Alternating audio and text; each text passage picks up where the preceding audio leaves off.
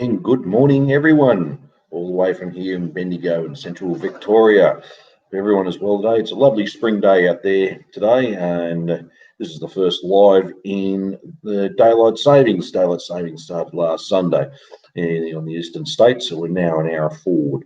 And pretty much soon, if you're from overseas, I would strongly suggest look at the world clock on Google. Just check where the time differences are if you are happen to be living overseas. So every Saturday morning it's still 9 o'clock here, but now 8 Australian Eastern Daylight Time.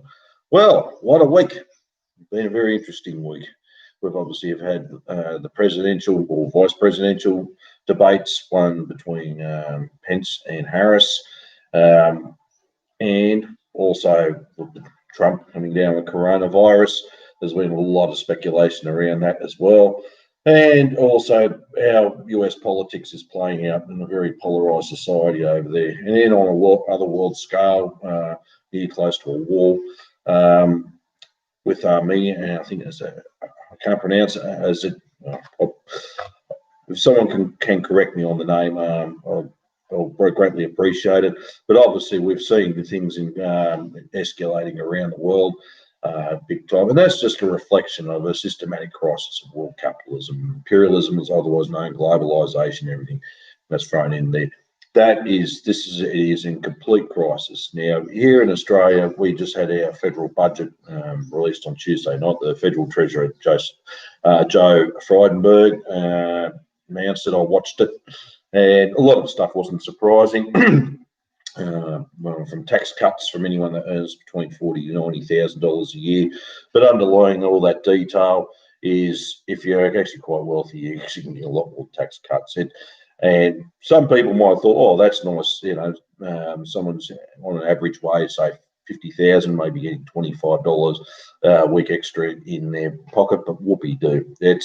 It's not going to get them far as well. Actually, I'd rather than having a tax cut, I would have actually referred that to money to be spent on essential services such as health, education, or vital nation building projects of infrastructure, which some of that was announced. I'll get into that in a sec.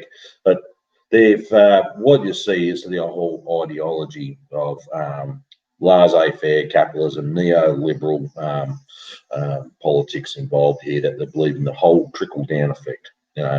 And basically, small government don't play a role, but government shouldn't be playing a heavy role in everything. But with this whole coronavirus thing, ever since it started in March, for us here in Australia, or February, one thing that has shown is we can't afford to have this small government attitude. The government's got to play a big role. That's what and in everything we do, and even establishing new industries, but also bringing back old industries as well. Yes, there was a lot of hints to manufacturing. Obviously, the Labor opposition had their reply speech on Thursday night. That was interesting enough. But look, there might be some things I really want to look at that plan that the Labor opposition put forward in a lot more detail before we give it a good critical analysis as well. But obviously, there's a lot of emphasis on manufacturing. We brought back in Australia. I think one thing about this whole COVID-19 situation has exposed Australia as to how vulnerable we are, and we're not that. We need to get back to being self-reliant and having a strong domestic economy. It's been a lot of things that's happening over the course of the whole year, obviously, and obviously 2020 has been quite challenging. It still is. We've still got some levels of lockdown here in Victoria. Melbourne's still level 4. Obviously, it's got to be reviewed on the 19th of this month. We've had some restrictions, as I said, the last couple of weeks lifted. We're able to get around. We still cannot cross the borders into New South Wales and South Australia. That's still imposed on us. Actually, it's a bit concerning in New South Wales. There has been a few increased cases there, so it's we're not out of the neck of the woods yet. But look, I mean, I suppose if we have a look at ourselves compared to other countries, I mean, they're really doing bad with this. We've actually been quite fortunate. We've actually get this back down, and I think it's quite remarkable. I mean, I'm not going to praise any government. No, I think it's been the people in general that have been driving this because we do want to get through this. It's been very painful, very difficult for a lot of people. And obviously now this has been a reflection of what's happening in the federal budget as well. I can't see now what's been put sure that's going to get us out of this crisis. Basically, it's pretty much put the nation now close to $1 trillion in debt. It's the first historical time we've got up to that level, or just under, but we're heading there to the 1 trillion mark, that's for sure. And obviously, come May next year, when the other federal budget comes out, that's going to be definitely a very interesting time, to put it very lightly.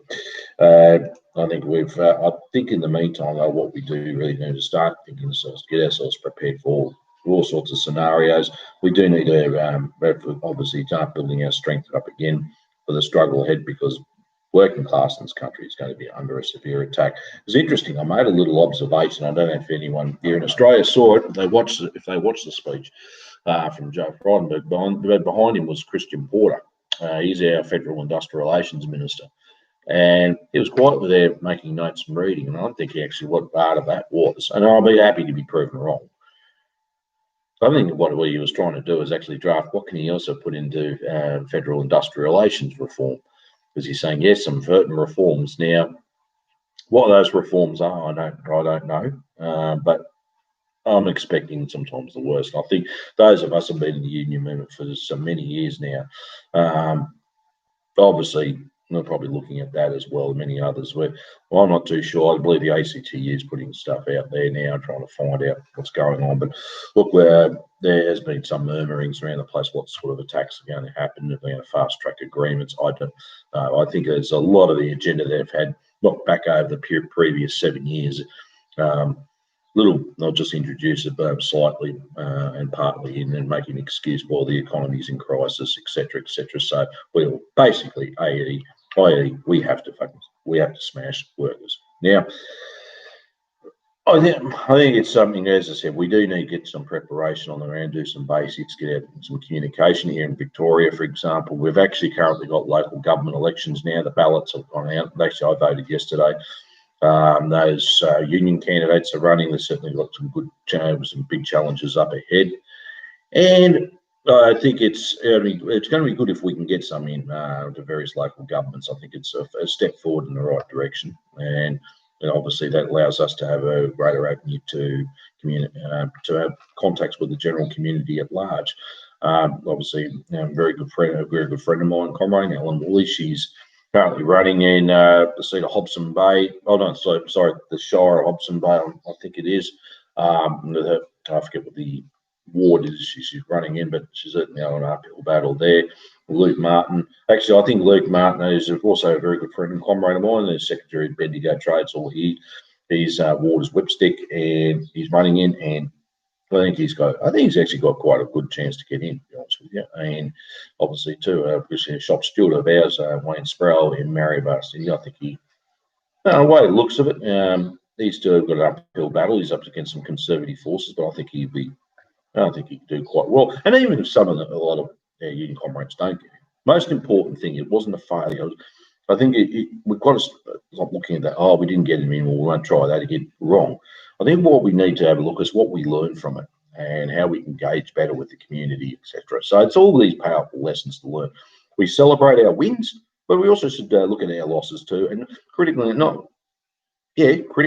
but also, okay, what can we do better next time around moving forward? And sometimes it does take for people to run 2 or 3 times before they get at somewhere at local government level and even state and federal.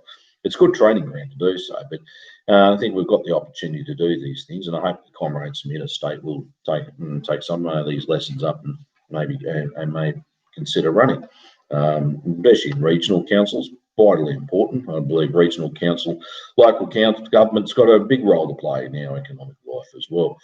But so there's some positive signs. It has been frustrating to have to sit and doing Zoom meetings and trying to organise that way for a lot of people, especially in Melbourne. It's been really a frustrating way to do things. But in the meantime, we can try and find other alternatives. Well, no, things are in constant state. Everything's in constant state of change. Nothing's static. Nothing's permanent. And actually, today I want to talk a lot more about dialectical and historical materialism. And before I do, I'm just going to close these blinds. The light is a little bit. That's better. What was it? Yeah, I mean, everything's in a constant state of change. And as we're seeing what's happening around the world at the moment, not just in the moment to the US, but everywhere around here and in Australia as well, I think we've got to be vitally important and understand what dialectical and historical materialism is. You know, what we're seeing is matter in motion. Nothing is the same as the day before or the week before, etc. It's in a constant state of change. It's like Caleb Morton, what he said when he said A does not equal A. Now, this last Saturday, when I did this live chat, was totally different from this Saturday when I'm doing this live chat on the outside. Yes, and hey, look, we're back in Saturday, but it's not the same. Everything's in a constant state of change. And I think that's vitally important that we understand as well. It's a great opportunity to understand what this is. Now, I'm going to read out this little booklet of dialectical and historical materialism. And obviously, there's this exception from it. It was an extract out of the history of the Communist Party of the Soviet Union, B, and written first published in 1939. Now, I will even put some little explanation notes as we go through this as well. But this is really good to read it, and I recommend it all comrades and friends and fellow workers out there, if they get the extract of it, or they pick up the Foundations of Leninism or the history of the CPSU, B, excellent read. It's actually designed for working class people to read. And it's not complicated. It's quite easy in that as well. I'm actually going to eventually do some reading out of that if I've got some time of the basic principles of Marxism and Leninism, a primer by Jose Maria Sison, who's the leader of the Communist Party of the Philippines and the International League of People's Struggles. All right, dialectical and historical materialism. Dialectical materialism is the world outlook of the Marxist-Leninist Party. It is called dialectical materialism because its approach to the phenomena of nature, its method of studying and apprehending them is dialectical, while its interpretation of the phenomena of nature, its conception of these phenomena, its theory, it is materialistic.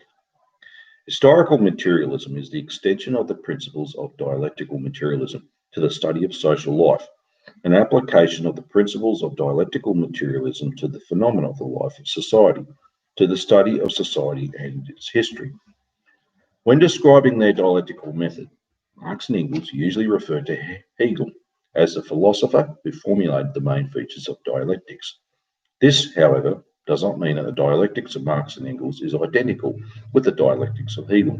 As a matter of fact, Marx and Engels took from the Hegelian dialectics only its rational kernel, casting aside its Hegelian idealistic shell and developing dialectics further so as to lend its modern scientific form.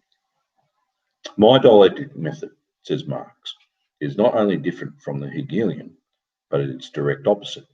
To Hegel, the process of thinking, which, under the name of the idea, he even transformed into an independent subject. It is the demiurgos or creator of the real world.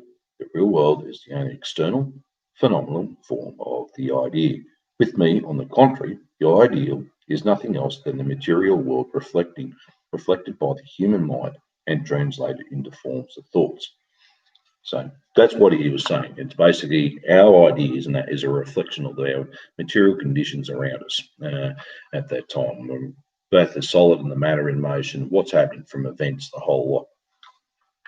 So that's what he was referring to there and there. And so it's basically forms what he showed. He's taken it.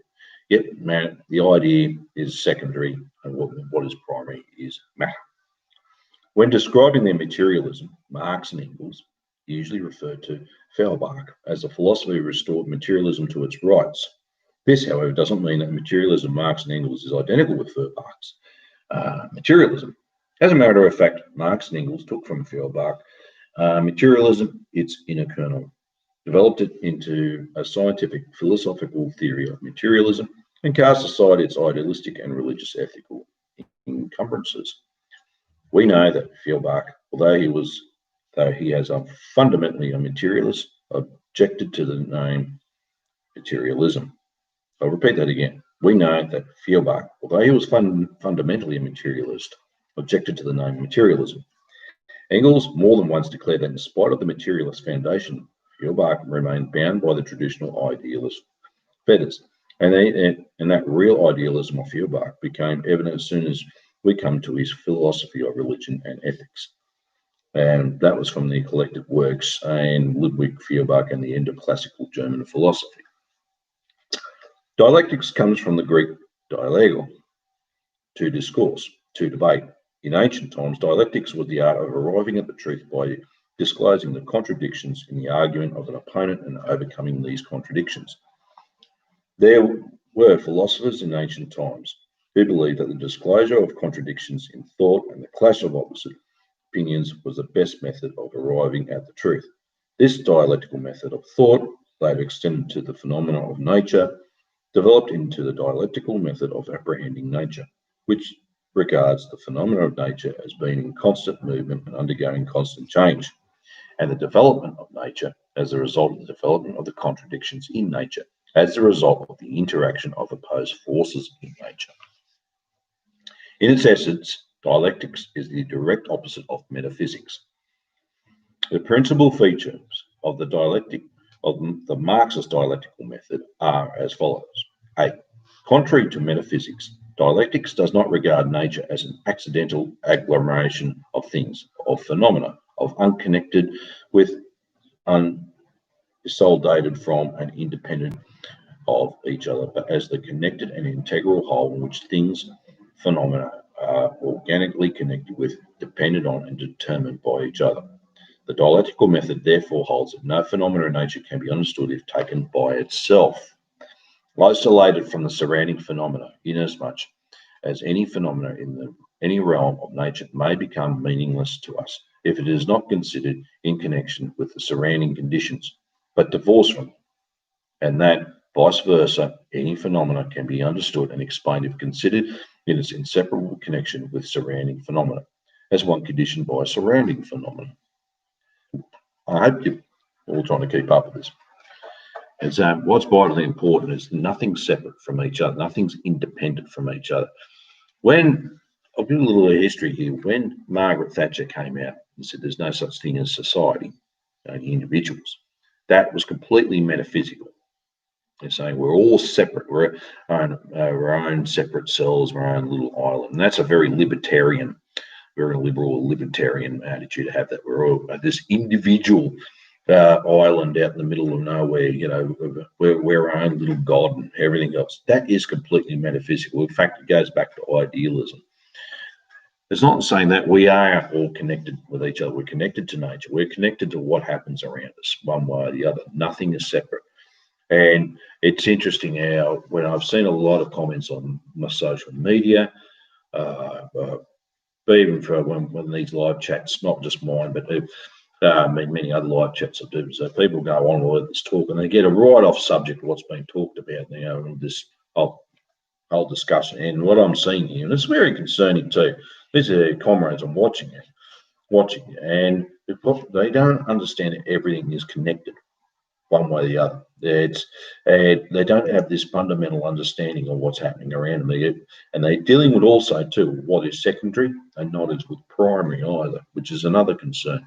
And this is where it's vitally important. If you don't understand this stuff and have some basics understanding, you are going to get caught up in a philosophical cul-de-sac. And what I've seen around many organisations over the years, they've been kept doing the same thing over and over and over, trying to achieve a different result.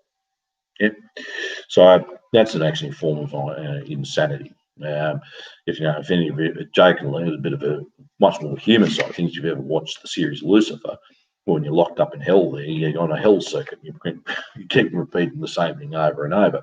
So that's basically what it is. It's a form of insanity, and it just shows you they're not actually observing that matter's in motion. Everything's connected. It's not separate.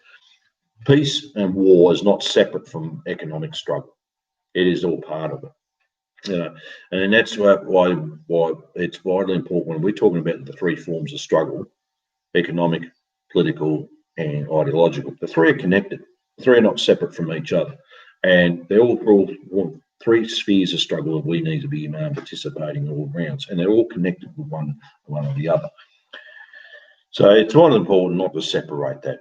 Otherwise, You will not achieve if you're actually setting out to achieve something with other comrades and other workers and that. Well, and if you're not prepared to understand and everything's interconnected, you're basically going to fall in a big mess. I'll keep continuing.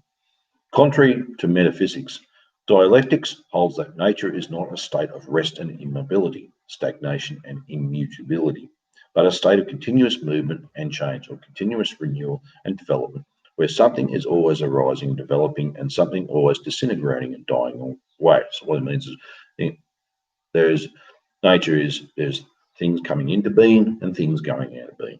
And the human race is a classic example like that. We haven't been around for the last billion years, but we came into being at a particular age and we're still here. I mean, hopefully we've been around for quite a lot longer.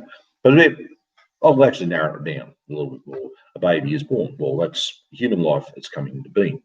Someone passes away at old age, and they're going out of being. If you want to look at it that way, that's one way of doing it. We're not, as I said, nothing's static, nothing's permanent. This is what this is moving. This is what this is explaining here. The dialectical method therefore requires that phenomena should be considered not only from the standpoint of the interconnection with and interdependence, but also from the standpoint of their movement, their change, their development, their coming into being and going out of being. The dialectical method regards as important primarily not that which at the given moment seems to be durable and yet is already beginning to die away, but that which is arising and developing, even though at the given moment it may appear to be not durable. But the dialectical method considers invincible only that which is arising and developing. All nature, says Engels, from the smallest thing to the biggest, from grains of sand to suns, from protista, the primary living cells, to man, has its existence in eternal coming into being and going out of being, in a ceaseless flux, in unresting motion and change. Therefore, dialectics, Engels says, comprehends things and their representation, ideas in their central connection, concatenation, motion, origin, and ending. And that's from the Anti-Düring.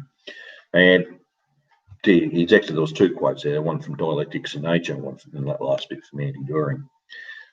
So that's what we're always explaining about how things come into being and things go out of being. Now let's have a look.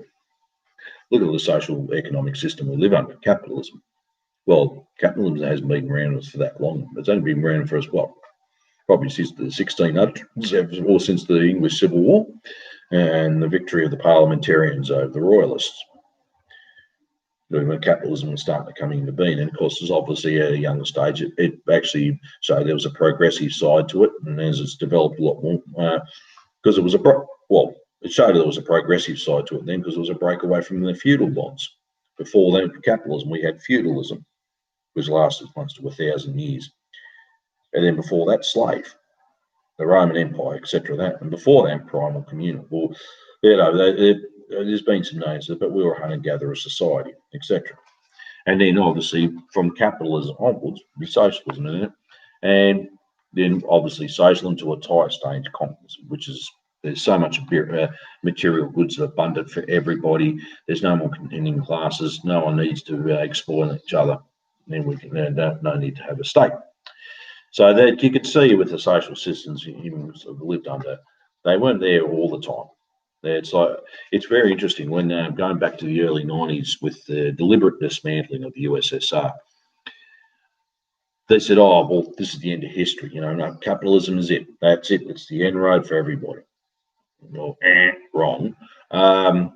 There was certainly a setback for the revolutionary movement, and let's face the facts. It was certainly a setback. It was also a complete disaster at one stage there. And it was demoralising as well. I think some comrades just felt completely demoralised and gave up. Not realising too, that's some good lessons to learn from that time of the Soviet era onwards and what happened. And mind you, it was quite an historical and heroic effort, but it was a bitter defeat. There's some good books around that. Now I'll mention later when I get the names or show it through. But what we're seeing, it didn't come up. Socialism never completely went away. I mean, capitalism went on the attack even more against Marx and Engels, Lenin, Stalin, you name it. even with this stuff I'm talking about. Well, if they say capitalism was the highest level of human development, why are they on the attack on this stuff all the time? Go figure. C. Contrary to metaphysics, dialectics does not regard the process of development as a simple process of growth, where quantitative changes do not lead to qualitative changes, but as a development which passes from insignificant and imperceptible quantitative changes to open fundamental changes to qualitative changes, to a development in which the qualitative changes occur not gradually but rapidly and interrupted. I know I made this comment about this is easy for working class people to understand. But some of these long words, they occur not accidentally, but as a result, but as the natural result of an accumulation of imperceptible and gradual quantitative changes. So what he's saying is gradual changes, and then you've got a qualitative change, or quantitative changes to a qualitative change. The dialectical method therefore holds that the process of development should be understood not as a movement in a circle, not as a simple repetition of what has already occurred, but as an onward and upward movement, and as a transition from the old qualitative state to a new qualitative state, as a development from the simple to the complex, from the lower to the higher. Nature, says Engels, is the proof of dialectics, and it must be said for modern science that it has furnished this proof with very rich materials increasing daily, and thus has shown that, in the last resort, nature works dialectically and not metaphysically. That's from Ian During. Yeah. Describing dialectical development as a transition from quantitative changes to qualitative changes, Engels said, in physics, every change is a passing of quantity into quality, as a consequence of a quantitative change of the amount of motion of one form or another that is inherent in the body or communicated to it. Thus, the temperature of water is, in the first place, a point of no consequence in respect to its liquidity.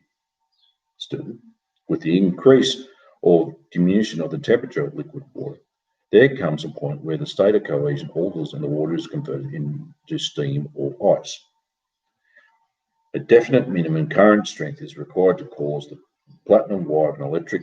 Well, just before I continue on with that, you probably recall up, I think it was about 2 or 3 lives ago, when I talked about boiling an egg, boiling water. Basically, boiling water as a classic example, it just doesn't automatically boil by itself. It needs to have an external, it's got to have an external force, and it's got to have its internal as well. So the composition of water by itself is not going to water, but if you put a flame under it, or for example, you put the kettle on the stove, and after some time it heats up, all those molecules start reacting to the external further and further, causing all this friction inside and causing this boiling effect, and then you have steam or vapor, and it's come to its boiling effect. So in fact, the composition of the water has changed from its usual room temperature up to now the boiling point, and vice versa too. If you put some water in an ice cube tray, put it in your freezer, and after some time it'll drop that, and all those molecules react and come closer together to form ice, or expand together to form ice. You can see that's what, and this is what this is referring to. Yeah, it just doesn't just change automatically by itself. So a definite minimum current strength is required to cause the platinum wire of an electric lamp to glow. Every metal has its temperature of incandescence and fusion. Every liquid is definite freezing and boiling point at a given pressure. Insofar as our means allows us to produce the temperature required, finally also every gas has its critical point at which it can be liquefied by pressure and cooling. In short, the so-called physical constants, the point at which one state passes into another, are, for the most part, nothing but designations of the nodal points at which quantitative addition or subtraction of motion produces qualitative change in the state of the body concerned, at which, therefore, quantity is transformed into quality from dialectics of nature again. Passing to chemistry, Engels continues, chemistry can be termed the science of the qualitative changes of bodies as a result of changed quantitative composition. That was already known to Hegel. As in the case of oxygen, if 3 atoms unite into a molecule instead of the usual 2, we get ozone, a body which is very considerably different from the ordinary oxygen in its odor and reactions. and indeed the various proportions in which oxygen combines with nitrogen or sulfur, each of which produces a substance qualitatively different from any of the others. Finally, criticising Düring, who scolded Hegel for all he was worth. Now, Andy Düring was a classic piece of work, classic work written by Friedrich Engels in the 1800s, and basically turned Düring's argument on its head. And so he wanted to actually explain it, because basically, even back then, the bourgeoisie were trying to attack Marx's philosophy or dialectical materialism. So, finally criticising Düring, who scolded Hegel for all he was worth, but borrowed from him the well-known thesis that the transition from the insentient world to the sentient world, from the kingdom of inorganic matter to the kingdom of organic life, is a leap to a new state. Engels says this is precisely the helium nodal line of measure relations, in which at certain definite nodal points the purely quantitative changes increase or decrease give rise to a qualitative leap. For example, in the case of water which is heated or cooled, I've explained, where boiling point and freezing point are the nodes at which, under normal pressure, the leap to a new aggregate state takes place, and where consequently quantity is transformed into quality. Yeah, some of you might ask, what's that got to do with what's happening around? Well, I'll give you a classic example of lower to higher stages of struggle. The Russian Revolution of 1917. There we were, a backward country by the Tsar. He overthrew him first, but then obviously later on the provisional government was overthrown, the capitalists were. That's what you saw, and there were certain conditions that allowed for that overthrow to happen. And sometimes I've got to ask, why didn't we have a revolution here and there and everything else? Well, not every revolutionary situation leads to it either. Some great mistakes could be done, but obviously Lenin, or the Bolsheviks, when they led that revolution, that was from a low to high level of struggle. And what we're seeing, there was the struggle to overthrow the Tsar and the overthrow the whole system, and onwards march towards socialism. That's what we saw there. So that's a classic example. But now let's look at it in modern day, what's happening around the world. And when you, for example, our federal government trying whatever policies out there, or legislating certain policies and that, and be it from the federal government, all they're trying to do is keep the capitalist class managing the system on behalf of the capitalist class. But further they go into further economic crisis, further they cannot resolve it. So they're going to put more oppressive measures onto working class people, because they know full well they will retaliate. People will, let's face it. They will get organised and they will respond accordingly, if you want to put it nicely. What we're seeing here now is certain legislation going through, and it's like if you've got boiling water and all in a boiler, they're trying to put a cap to it.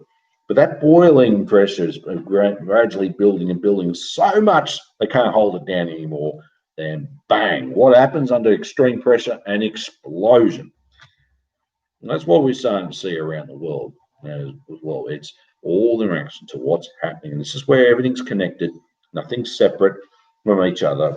And struggles are going to be different from each other's countries pertaining to material conditions. This is what we're seeing. So if we're talking about the boiling water, or freezing water, this is what we're seeing. Quantitative changes happening around leading to a qualitative.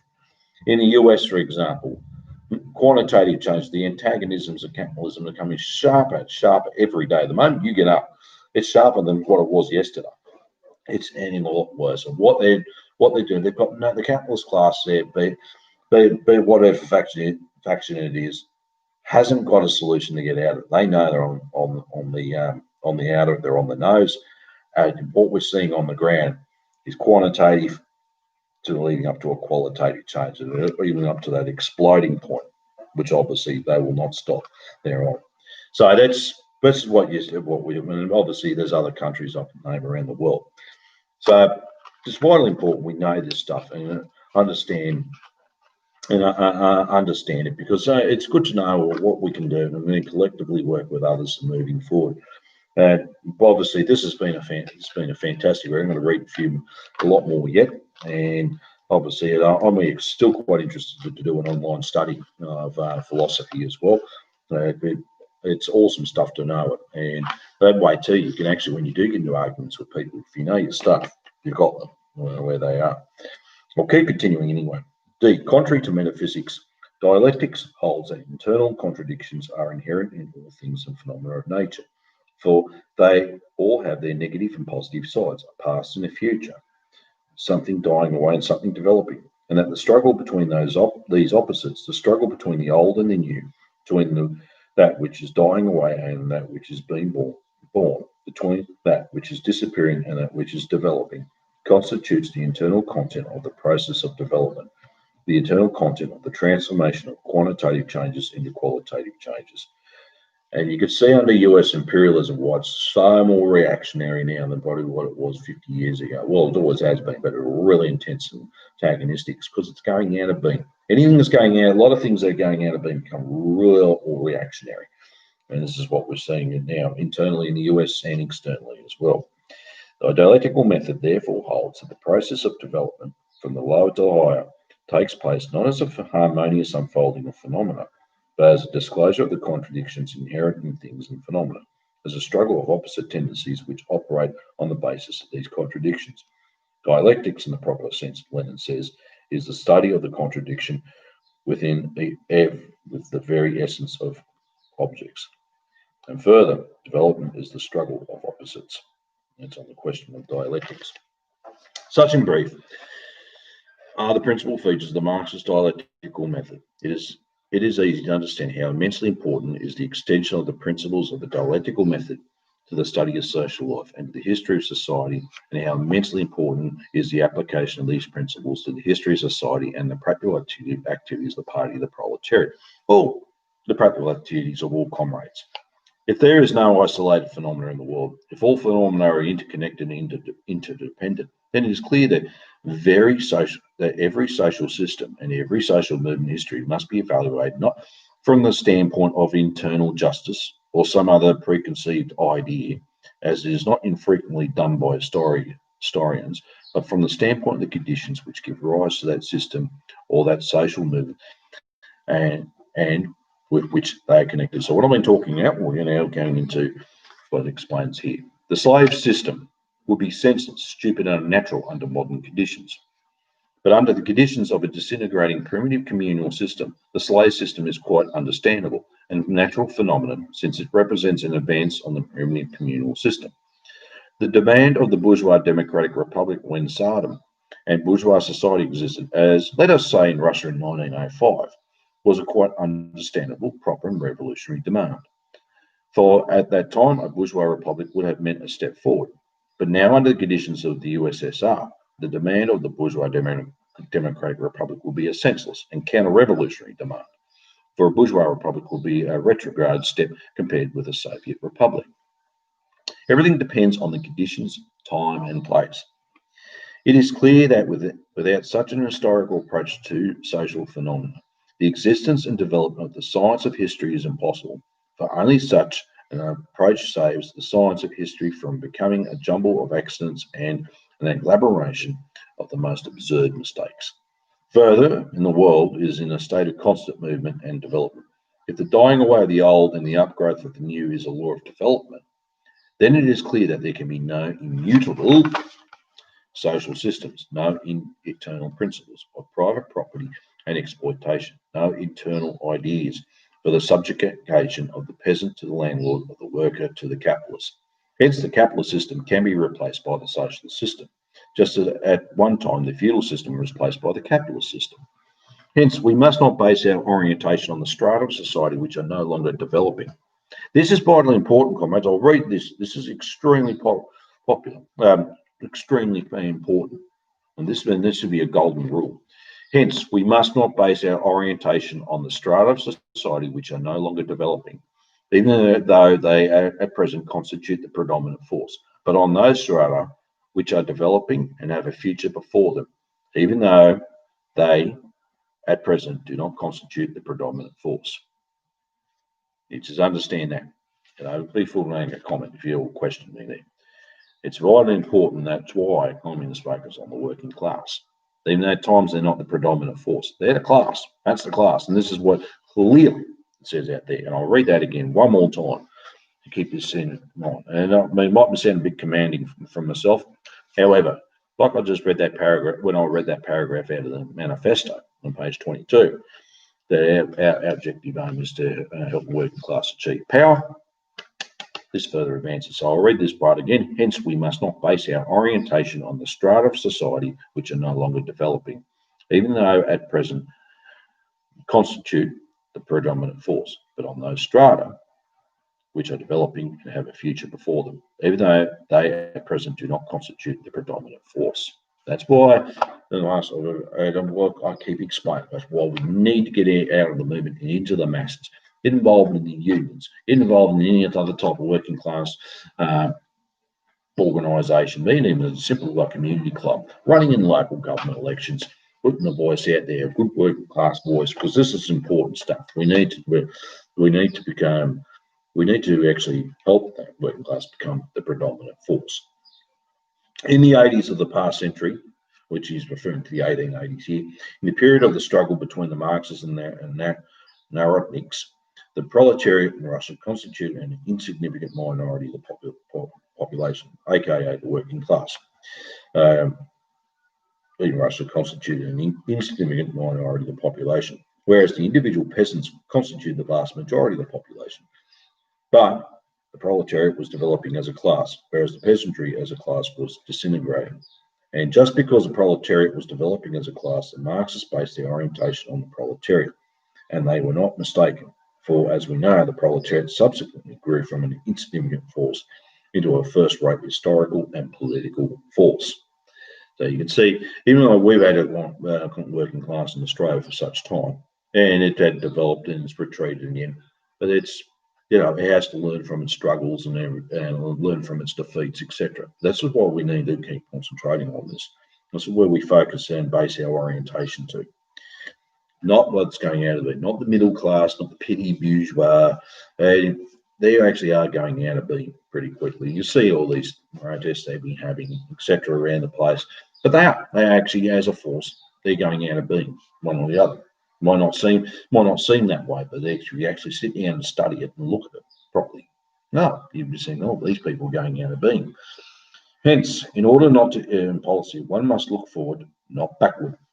Further, if the passing of slow quantitative changes into a rapid and abrupt qualitative changes is a law of development, it is clear that the revolutions made by oppressed classes are quite a natural and inevitable phenomenon. Hence, the transition from capitalism to socialism and the liberation of the working class from the yoke of capitalism cannot be affected by slow changes, by reforms, but only by the qualitative change of the capitalist system, by revolution. Hence, in order not to err in policy, one must be a revolutionary, not a reformist. And that doesn't mean what it means there. That doesn't stop us, though, running in elections. And if we have to put certain reforms forward, and there's certain reforms we should support too, that if it benefits working class people, then yes. What it means is that we just don't think we're just going to operate within the, we'll just, no need to change, no need to overthrow capitalism. We'll just make certain little reforms and everything will be happy at the end of the day. We want to have capitalism with a smiley face, for example, and all these other secondary demands in there, etc. And the fact is, it's all capitalism being a smiley face, but we full know, well, what's given to us now, or what we fought for now, will always be taken off us. So that's why we have always kept that revolution. Now, what would revolution look like? I don't know. People talking about a violent overthrow and all that. Well, look, no, it's probably unwise, especially in Australia at the moment, to argue that. We would prefer a peaceful road to socialism, and we've always got to keep that means. But look, we know full well the capitalist class is not going to just give up on everything and sign the Declaration of Unconditional Surrender and hand everything over to us. No, we know that, but the fact is we've got to be trying to ensure that we can handle as much as peacefully possible. So, further, if development proceeds by the way of disclosure of internal contradictions, by way of collisions between opposite forces on the basis of these contradictions, and so as to overcome these contradictions, then it is clear that the class struggle of the proletariat is quite natural and inevitable phenomenon. Hence, we must not cover up the contradictions of the capitalist system, but disclose and unravel them. We must not try to check the class struggle, but carry it to its conclusion. Hence, in order not to err in policy, one must pursue an uncompromising proletarian class policy, not a reformist policy of harmony of the interests of the proletariat and the bourgeoisie. So that's what they'll mean by reforms there, that our interests lie with the interests of the bourgeoisie, win-win, all that stuff. Not a compromise policy of the growing of capitalism into socialism. Such is the Marxist dialectical method when applied to social life, to the history of society. As to Marxist philosophical materialism, it is fundamentally the direct opposite of the philosophical idealism. There's a bit to read there, and just keeping aware of the time. I'll still keep continuing reading through it. 2. The principal features of Marxist philosophical materialism are as follows. A. Contrary to idealism, which regards the world as the embodiment of an absolute idea, a universal spirit, consciousness. Marxist philosophical materialism holds that the world is, by its very nature, material. Excuse me. That the multifold phenomena of the world constitute different forms of matter in motion. That interconnection and interdependence of phenomena, as established by the dialectical method, are a law of the development of moving matter, and that the world develops in accordance with the laws of movement of matter and stands in no need of a universal spirit. The materialist world outlaw, says Engels, is simply the conception of a nature as it is, without any reservations. Image of Ludwig Feuerbach. Speaking of the materialist views of the ancient philosopher Heraclitus, that's some very interesting names, who held that the world, an entity out of everything, was created by none of the gods or men, but was, is, and will be eternally living fire, regularly becoming ignited and regularly becoming extinguished. Lenin comments, a very good exposition of the principles of dialectical materialism.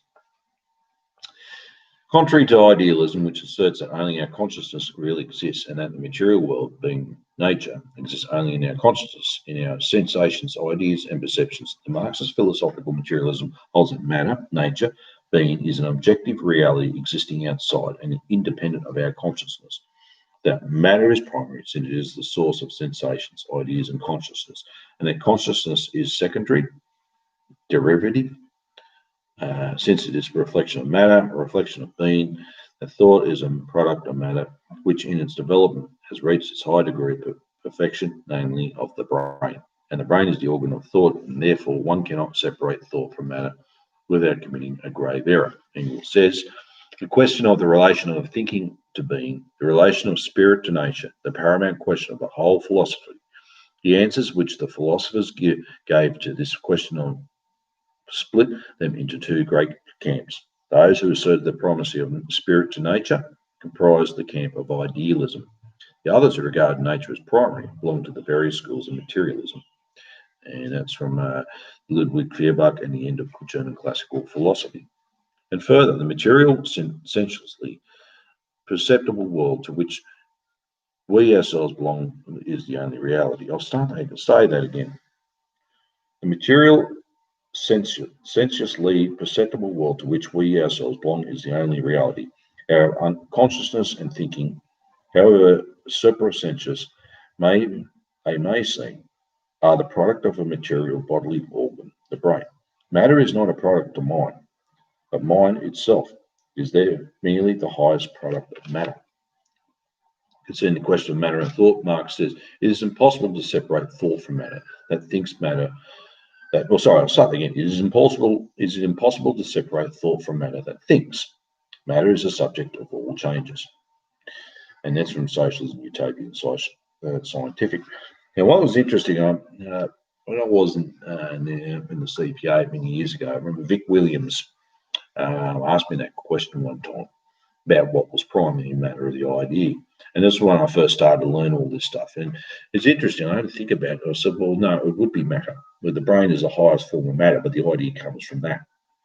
It thinks that the brain is something that thinks, it makes us function, and it does our senses, senses, etc. And it's the same. It helps us interpret things, and our ideas come from that. And he said, yeah, the small one, because I think it was over a particular economic question where someone else raised, and it was very much an idealist statement, and he wanted to actually just to make sure he's got the argument to counteract that. And so it's always vitally important to understand what's primary, material or the idea.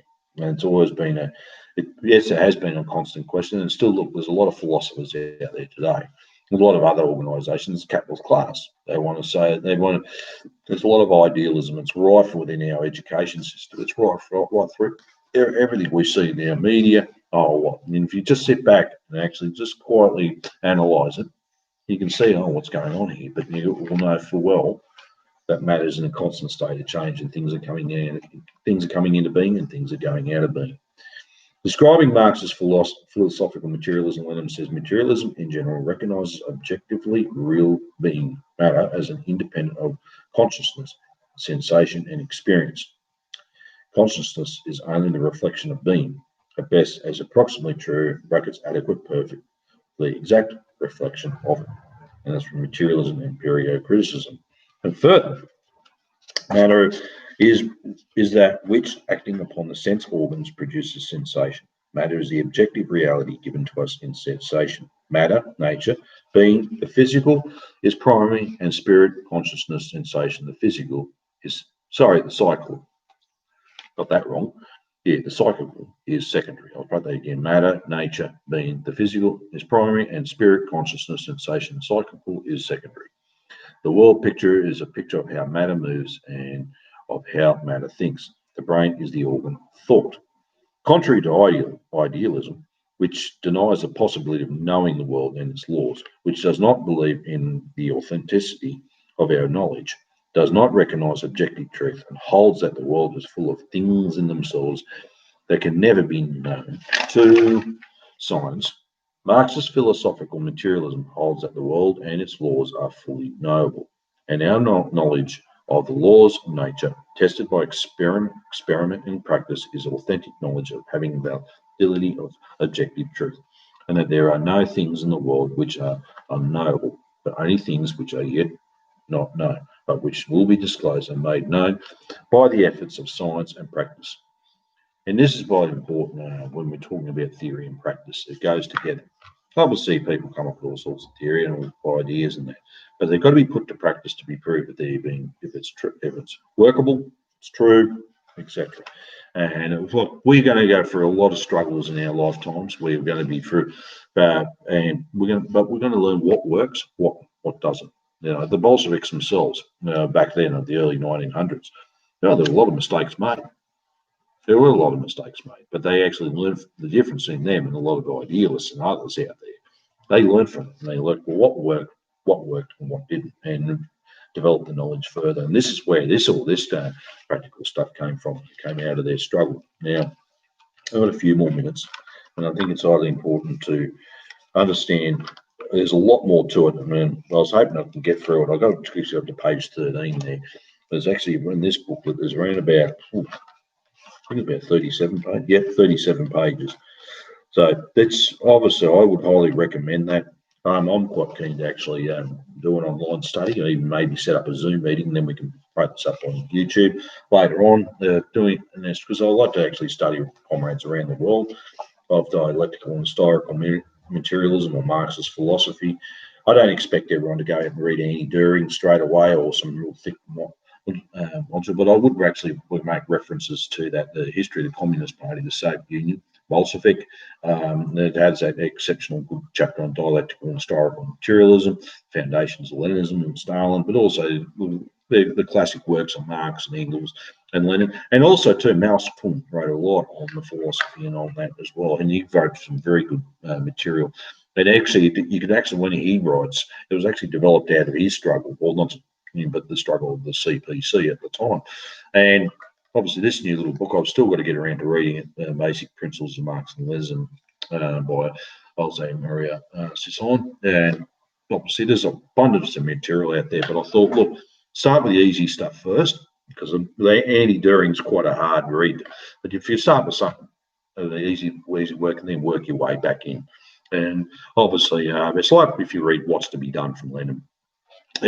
Most people, when they open a book, you start from there, start from the very beginning. But with What's to Be Done, because it's quite an historical document, it's actually best to read from the last chapter back, so you can get an idea of the history of it, because it can be quite confusing at times for some people as well, what was going on. So you can start from there. So that's where we're at the moment, and we can see struggles continuing. And we can see matters in motion out there. I hope this is giving you some sort of assistance today. And we'll obviously talk a lot more about that in the future.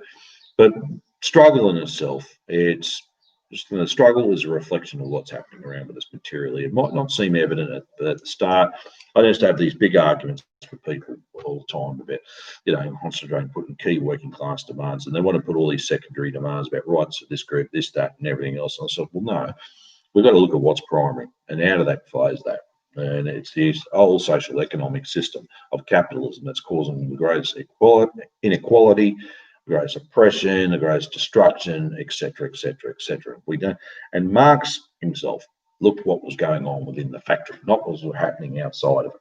Yeah, he's looking at what was primary, and that's why of course, there's all these other problems that are coming around. They're coming with capitalism, and racism, to police violence, etc. Yeah, but if we don't, we need to keep concentrating. Well, it's the social economic system of capitalism, imperialism itself that is the primary cause of all this. The private profit motive. In order to, the private means the owners of private means of production to make a profit. And that's where it all comes down to. And that hopefully, philosophy and that is a great way, the introduction to it.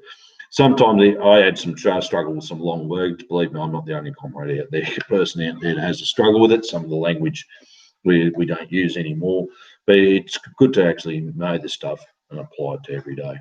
Look, I'm going to leave it at that for the day. It is a lovely Saturday, but I do need to get some things done today. And I want to get out and do some gardening, further vegetable gardening, etc. Look, I'll be around again next Saturday at 9 o'clock. We'll keep that locked in. Thanks for joining me. I know I've got a couple of people looking in. When this, unfortunately, I don't have. I'm not in the money in that, but I'd like to develop this show a lot more. But look, if anybody got any questions in that, feel free to ask me anytime. I'll try to address them. And when this, that's right. When this video is developed, when we finish here, YouTube, it usually takes about 24 hours before anyone will be able to watch it. So, but look, do share it, refer people to it.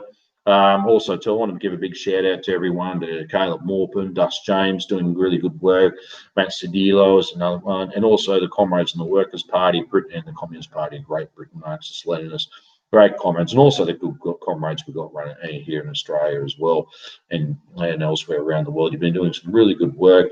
And also, too, I have to apologise. I was supposed to acknowledge, usually by rights in Australia, we acknowledge the land of the original people, the first peoples of the land, and I do apologise that I let that slip this morning. So, but if it's not too late, I still acknowledge them. As I said, I'm speaking from the land of the Jar Jar Wrong. And I also to acknowledge the elders of past, present, future, and also acknowledge and stand in unity with their struggles against capitalism, which is the same, which pretty much they fight the same forces that we do as well. So I'll leave it at that. And look, once again, have a good week. Let's tune in. Let's just see how things go. I hope this has been some help and some reference. But as said, feel free to ask me any questions. And yeah, if you're quite interested in doing a live chat with me or a live study, I'll be quite up for it. All right. All the best, comrades. Dare to struggle, dare to win.